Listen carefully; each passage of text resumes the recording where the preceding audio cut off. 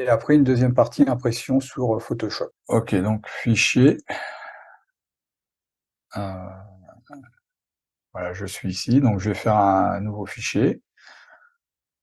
Donc là, je suis déjà sur un format 21-29-7, donc voilà, j'ai mon format personnalisé avec 300 pixels par pouce, je suis en paysage, donc je peux mettre en 8 bits. Alors si je veux retoucher la photo, je peux passer en 16 bits, mais bon, ça c'est si je veux remodifier ma photo derrière. Mais bon, là on va dire que c'est pas le cas, donc je peux la laisser en 8 bits. Je vérifie bien le profil colorimétrique sRGB. Je peux choisir Adobe, comme sous Lightroom tout à l'heure. Donc là, je vais laisser en sRGB, je fais créer. Donc voilà, et donc là, je vais me retrouver avec une page blanche. Alors, une des choses qui est intéressante à faire, c'est de faire correspondre la taille de votre image à ce que vous allez imprimer. Donc là, je suis sur un écran 15 pouces, là, je suis pas sur un grand écran. Donc si je veux faire du A4, le A4 va être plus grand que ça. Donc si je fais... là, il se trouve que comme j'ai changé d'écran, là, ça va plus être bon. Mais si je me mets sur choisis la loupe, je fais clic droit, j'ai plusieurs choses. Je peux faire taille de l'écran. Donc là, j'y suis déjà. Hein. Mon image correspond à la taille de mon espace, de mon écran. Ou je peux faire taille d'impression. Alors, taille d'impression, évidemment, il va être plus grand.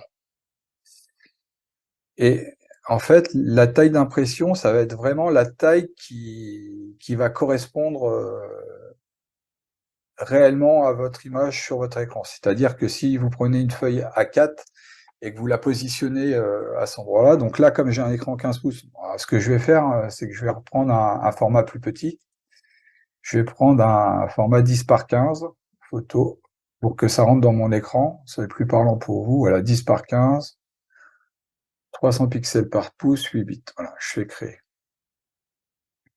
Donc voilà, 10 par 15. Donc là, si je mesure avec une règle, ça fait pas 10 cm. Je fais hop, taille d'impression. Alors là, est-ce que ça fait 10 cm? Je pourrais mesurer, mais voilà. Donc il faut calibrer votre écran pour que ça corresponde vraiment à 10 cm sur votre écran. Donc il faut calibrer Photoshop pour que la taille corresponde. Pour faire ça, en fait, il y a un réglage dans Images. Alors c'est dans les préférences. Préférences, voilà. C'est Unité et Règles. Donc voilà. Donc ici, il faut définir la résolution de votre écran en pixels par pouce. D'accord? Donc pour faire ça, il faut vous rendre sur un site pour calculer, parce que on ne le sait pas exactement, donc il faut plusieurs paramétrages. Il faut savoir la résolution de votre écran. Donc là, vous allez dans Paramètres d'affichage sous Windows. Donc là, moi j'ai deux écrans, là je suis sur l'écran 1, et là je suis en 1920 par 1080. Donc hop, je vais ici, 1920 par 1080, donc je suis déjà bien. Je suis sur un 15 pouces. Voilà, c'est un écran d'ordinateur. Voilà, et je fais tout calculer. Et quand je fais tout calculer, ici, je vais avoir ma résolution. Là, je suis à 147.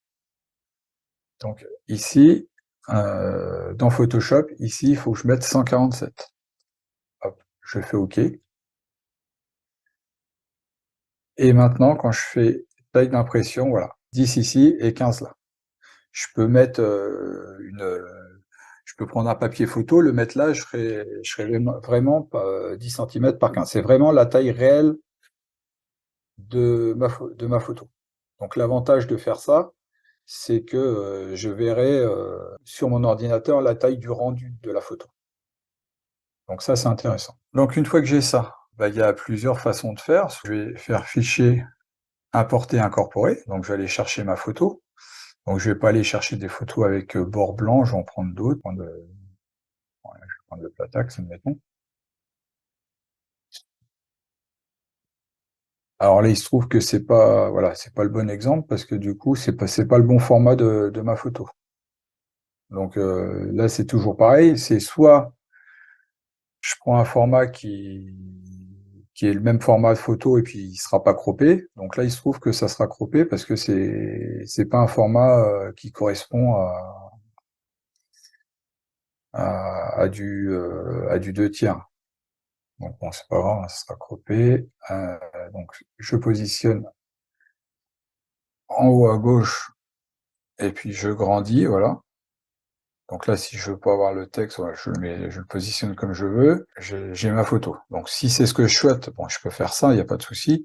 Mais si je veux un cadre blanc, il faut que je choisisse un format plus petit. Donc je peux diminuer et venir positionner ma photo, donc ici plein centre, et voilà. Là, j'ai bougé ma photo, j'ai les deux lignes qui sont apparues. Alors je sais pas si vous voyez, c'est des deux lignes roses. Et là, je sais que ma photo est en plein centre. Donc j'ai le même espace à droite, le même espace à gauche, en haut, en bas. Voilà. Si je veux que ce soit plus haut, je peux venir bouger ici et venir décaler ici, et puis voilà. Et puis là, j'ai un peu de place pour venir marquer, comme tout à l'heure, mon titre. Donc ça, c'est une première façon de faire. Donc c'est bon, j'avoue que c'est assez, les lignes là sont des repères, c'est assez sympa. Donc pour avoir les repères, il faut faire attention, hein, dans affichage, il faut bien avoir magnétisme de cocher. Et là, dans afficher, et voilà, il faut bien cocher. Alors attends, c'est quoi? Ça doit être repère commenté, je pense. Ouais, je pense que c'est les repères commentés. Et donc voilà, ça vous permet d'avoir les lignes. Plein centre, milieu, et puis de pouvoir positionner votre photo bien comme il faut au milieu du format photo que vous avez choisi. Et donc ici, après, comme tout à l'heure, vous allez pouvoir mettre du texte, à cet endroit-là, par exemple. Donc hop, là, ce qui est bien, c'est que, bah, voilà, vous avez vu, hein, il y a ça apparaît, le trait central, et donc là, vous pouvez après faire comme vous avez vu tout à l'heure. Donc là, la taxe. Alors là, je suis sur une photo 10 par 15, donc j'ai pas beaucoup de place, donc je vais laisser que ça, donc la taxe. Bah, après, soit je sauvegarde donc dans Fichier, donc il y a plusieurs méthodes, hein. Exportation, exporter sous. Donc ça me permet, donc ça c'est la méthode qu'on utilise tout le temps, hein, qui permet d'avoir une prévisualisation et de vérifier que j'ai bien converti en sRGB et incorporé le profil colorimétrique à mon image. Si vous envoyez des images chez un imprimeur, il faut bien s'assurer que le profil colorimétrique est inclus dans l'image. C'est pour ça que je vous invite plutôt à faire cette exportation comme avec ça, comme ça vous êtes sûr que votre profil colorimétrique est inclus dedans. Donc, après, convertir en sRGB ou pas, ou le laisser avec le profil qui est défini ici, hein, je vous rappelle. Donc là, je vais faire exporter, hein, pour exporter mon image. Hop, 2023, donc c'est le cours 4. Et là, je vais mettre Platax. Tax, et là, on est par du 10 par 15. Enregistrer, hop. Hop, si je vous montre ici, hop, donc on a bien ici le Platex 10 par 15, donc qui est affiché. Et donc là, vous pouvez après soit imprimer votre photo via un autre logiciel d'impression ou avec Photoshop. Donc ça, c'est une première méthode de faire. Après, il y a une autre solution, une autre méthode, c'est d'utiliser les repères. Et donc là, c'est dans Affichage, Repères, nouvelle disposition des repères, et donc vous allez tomber sur cette boîte de dialogue, où vous allez pouvoir choisir la couleur donc de vos repères. Heu et donc définir donc là, sur nombre de colonnes, nombre de rangées, il faut mettre 2 si on veut qu'une seule image, d'accord? Et là, hop, on enlève les marges, ce qui va vous, couper votre, feuille en 4. Si jamais vous voulez des marges, on va dire qu'on veut des marges, vous voulez par exemple 5 millimètres de chaque côté. Donc là, les marges, on voit que ça correspond à rien et ben, du coup, on peut mettre, 50. Alors, ce qui est bien, c'est qu'on peut taper, on n'est pas obligé de mettre des pouces ici, on peut mettre 50 mm, il va mettre 50 millimètres, bah, 50 millimètres, non, ça va faire un peu, on va mettre 5 plutôt, 5 millimètres, 5 mm, contrôle A, 5 mm, contrôle A, 5 mm. Hop. Et donc là, j'ai 5 millimètres de chaque côté, de 5 millimètres d'espace, hein, de chaque côté. Donc par contre là, c'est beaucoup plus précis que Lightroom qui je trouve que les marges sont un peu aléatoires. Si vous voulez, vous pouvez aussi afficher une règle. Vous pouvez faire afficher la règle et donc là, voilà, vous voyez que vous êtes donc là, c'est 1 centimètre, on voit bien qu'on est à 5 millimètres ici, hein, c'est bon. Et donc là, on va pouvoir, ajouter notre photo. Et avec l'outil déplacer, le fait d'avoir mis les repères, c'est qu'on va pouvoir, avec le magnétisme, en fait, l'image va se coller pile poil dans les repères. Et donc là, on va pouvoir, faire coller notre photo, comme on souhaite. Donc les faire, soit venir ici, tac, on vient là, ça il va se coller à nos repères. Donc évidemment là, comme ma photo correspond pas, après là, c'est ce que je veux une marge supplémentaire ici, donc c'est bon. Si je veux faire la même chose, qu'avant. Et là, je suis sûr d'avoir la même distance à gauche, à droite, en haut. Et donc, effectivement, ici, là, j'ai pas choisi, mais ça parce que c'est mon image qui correspond pas aux 2/3. Si j'avais pris une image qui correspondait aux 2/3, ça serait, rentré pile poil ici. Bon, on peut le faire, hein. Je peux aller prendre une image qui fait 2/3, fichier, si je fais fichier, import, voilà, hop. Donc là, j'ai validé, fichier, importer et incorporer, parce qu'elle fait 2/3 elle. Voilà. Donc là, je sais déjà qu'elle fait 2/3 elle, parce que quand je fais importer incorporer, elle rentre pile poil dans mon cadre. Donc là, je sais que c'est une photo qui fait, qui a les bonnes dimensions. Donc je vais retirer mon platax, et je vais partir sur une photo qui a les bonnes dimensions. Donc je vais la diminuer un peu en laissant Shift, pour garder, l'homothétie. Hop, donc là, je la diminue un peu. Ah oui, alors, une chose importante, qui est important de faire sous, Lightroom, c'est de mettre, ah bah, il y est déjà là, j'ai fait importer incorporer, il le met en objet dynamique. Donc c'est important de le laisser en objet dynamique, hein. Si vous faites des manipulations comme je viens de faire, diminuer, agrandir, bon, tant que vous diminuez, il y a pas de souci, mais après si vous ragrandissez par la suite, vous allez perdre en qualité. Alors par contre là, je comprends pas pourquoi j'ai perdu là? Bon, j'ai bien fait Shift. Normalement, il devrait rentrer pile poil dans mon cadre. Donc la photo est bonne là, puisque comme quand je grandis, je suis pile poil, ici. Je comprends pas pourquoi j'arrive pas à je devrais arriver, je devrais arriver pile poil là. Bon, c'est pas grave. C'est pas grave, donc voilà, donc après avec les repères, on peut se positionner, où l'on souhaite. Hop, donc soit se mettre dans les cadres comme ça, hop, soit se position soit faire plusieurs cadres comme on souhaite. Donc si jamais on veut, positionner dans des cadres, ce que je vous conseille, par exemple si, je veux mettre 4 photos ici, donc c'est le même, je vous conseille de faire des formes, hein, ici. Donc hop, de se positionner là, de tirer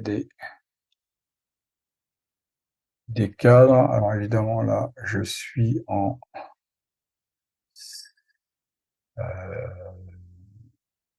je sais pas comme il faut. Hop.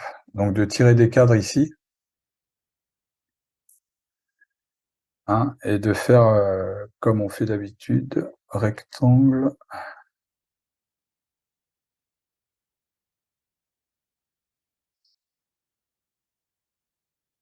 pareil ici, hop, et ici de faire créer un écrêtage.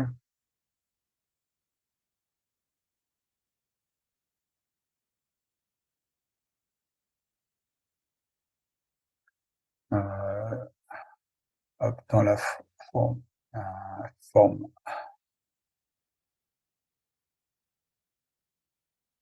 euh,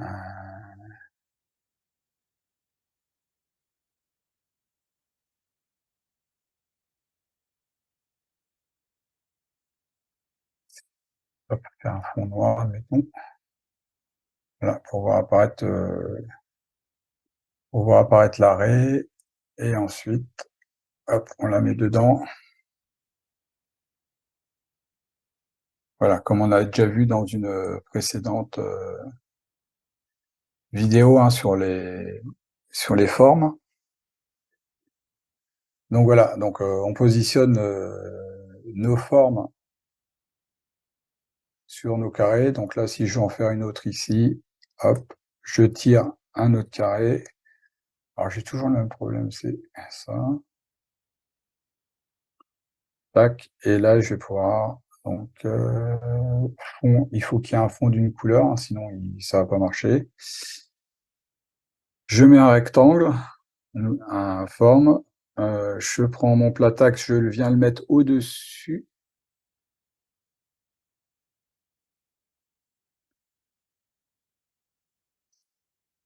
du rectangle 2.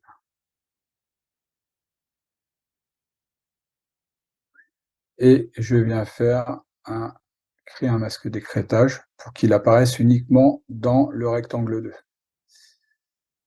Une fois que j'ai fait ça, je viens le mettre à la bonne taille. Voilà. Donc ça, c'est des trucs voilà, qu'on a déjà vus. Voilà. Hop, et ici je valide. Donc voilà. Donc on peut faire des impressions de ce style-là en s'aidant des repères. Donc, si on résume, donc bon, c'est beaucoup plus simple, hein, sous Photoshop, hein, on a juste à mettre la photo à l'endroit qu'on veut, en s'aidant donc soit des repères automatiques pour positionner notre photo, ou soit en s'aidant des repères préconfigurés. Donc là, j'ai mis que 2 colonnes, 2 lignes, mais effectivement, j'aurais pu en mettre, si j'étais sur du A4 ou autre, j'aurais pu mettre plus de colonnes et plus de lignes, hein, si je voulais faire un collage différent, mais après voilà, on positionne un peu nos images comme on veut sur, sur l'écran, et là, voilà, les repères nous permettent d'avoir donc des marges identiques de haut de bas, droite, gauche, un peu partout, et voilà, ça nous aide à positionner nos images. Voilà, et ensuite après donc soit on exporte dans un fichier, ou soit on fait fichier imprimé. Et là donc on tombe sur ce panneau-là, et donc là c'est bon, le truc classique. Donc là, configuration de l'imprimante, donc ça dépend de chacun, hein. Donc là on retrouve le format, donc là c'était du 10/15, donc voilà, donc après là ici dans paramètres, il faut aller choisir le même format. Donc là, je suis pas sur du A4, je suis du 10/15. Je fais OK, et donc ça me repositionne ma photo comme elle va être imprimée. Donc voilà, donc si jamais vous avez votre image qui correspond pas, si vous dites voilà, j'ai choisi du 10/15 et puis que ça apparaît en tout petit, là c'est une prévisualisation de ce qui va être imprimé. c'est que vos paramètres d'impression que vous allez envoyer à votre imprimante, le papier ne correspond pas à l'image que vous avez. En général, ici, il faut, à moins que vous soyez expert, que vous voulez utiliser des profils d'imprimante ou donc faites attention, il y a des profils ICC d'imprimante et il y a aussi des profils ICC correspondant au papier, donc il ne faut pas confondre les deux là. Mais bon, pour les profils, je vous conseille aussi de laisser l'imprimante gérer les couleurs. Ça, en général, ça marche plutôt pas mal. Donc là, mode, si vous savez pas, vous laissez sur perception, c'est ce qui est le plus utilisé. Bon là, vous pouvez centrer ou pas là. Bon, décochez le truc, hein, il va vous le laisser centrer automatiquement là. Vous avez quelques paramètres, hein, repères d'impression si vous voulez. Vous pouvez imprimer des repères d'impression. Pour des traits de coupe, si jamais vous avez des images, si vous voulez tirer plusieurs images sur une grosse, hein. Si vous avez du A4 et que vous voulez faire plusieurs photos à l'intérieur et puis le découper après avec un massicot ou autre, vous pouvez faire des traits de coupe ou un peu de tout, quoi. Vous pouvez le faire aussi sous Lightroom, il y a les options aussi. Bon, ça c'est des options assez compliquées. Alors moi, je vous avoue que moi, j'ai pas été dans les options en dessous, mais avec simplement les options là, normalement ça imprime correctement. Si vous voulez l'envoyer directement à votre impression. La seule chose qu'il faut faire attention, c'est ici, toujours pareil, que les paramètres d'impression correspondent à la taille de votre image. Sinon, vous allez... Si Photoshop, vous lui dites, fais-moi une photo, une image 10 par 15, et puis que à votre imprimante, vous dites, je vais tirer sur du A4, ça va pas prendre toute la photo et vous allez avoir un truc assez bizarre. Donc voilà, en gros, comment gérer une impression, une mise en page d'impression sous Photoshop, donc c'est assez simple, hein, des règles, puis c'est donc des repères automatiques. Une fois que vous avez fini ça, les repères, hein, vous pouvez à tout moment les effacer. Ces repères ici, effacer les repères, hop, et puis vous avez plus rien. La règle, donc soit vous la laissez ou pas. Vous pouvez créer des repères aussi à main levée, hein, si vous souhaitez, hop, voilà. En venant de la règle ici, puis en tirant. Donc là, vous voyez que j'ai créé un repère ici. Je peux créer un autre repère ici. Donc voilà, après, il faut les positionner, vous pouvez les positionner comme ça à main levée. Donc là, je l'ai mis par exemple sur 1 centimètre. Ah oui, mince. Je vais prendre mon objet rectangle, admettons. Voilà, et puis voilà, vous voyez, ça vient se coller sur les repères. C'est ça qui est bien, c'est le magnétisme. Ça vient se coller sur les repères. Donc voilà, donc vous pouvez créer des repères à main levée, mais bon, il y a l'outil repère, nouvelle disposition des repères qui est très bien. Vous pouvez choisir le nombre de lignes et de colonnes, et puis c'est plus pratique, ça se fait en une fois plutôt que de venir tout gérer à la main.